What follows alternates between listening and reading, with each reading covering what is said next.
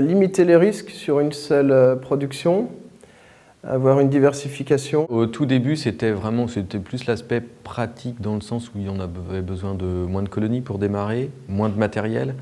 À partir du moment où j'avais pas de lieu fixe pour m'installer, j'ai pu quand même produire assez rapidement en occupant un endroit voilà, momentanément. Dans ma région, en Provence, la plupart des apiculteurs professionnels font des grandes transhumances.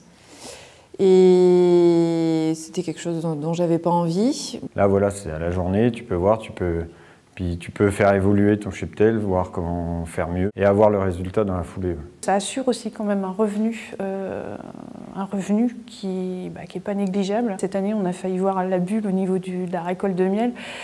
Et on se dit, on a au moins ça pour dire de passer le cap, parce que on a tous des emprunts, des choses à payer, quoi. Entre le miel et la gelée royale, c'est deux modes de production qui sont complètement différents.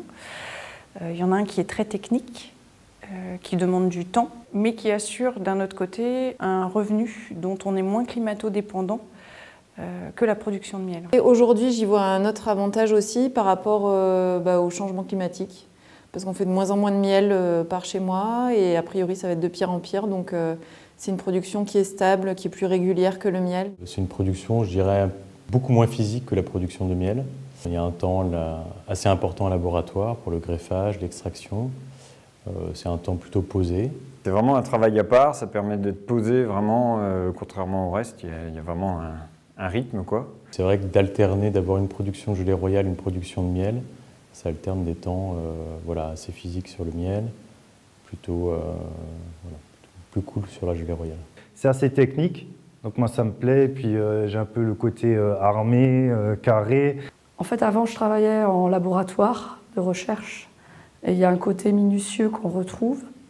J'ai reproduit un peu mon environnement, puis ça laisse du temps de cerveau disponible, ça t'occupe les mains et en même temps tu peux faire autre chose. Moi j'ai besoin de voir l'abeille en saison, donc voilà, être tout le temps dans les ruches. Donc moi c'était vraiment ce qui me plaisait. Très concentré sur l'année, c'est très structuré au niveau du planning d'activité. Donc ça pour moi c'est un gros avantage. Ça fait déjà un bon bout de temps, ça fait plus d'une vingtaine d'années. J'étais apiculteur déjà, je produisais du miel. Et puis j'avais l'impression de tourner un peu en rond. Et puis j'ai fait la rencontre d'autres apiculteurs. Le GPGR venait d'être créé depuis 2 ou 3 ans. Et je me suis dit, banco, j'y vais, je vais essayer ça.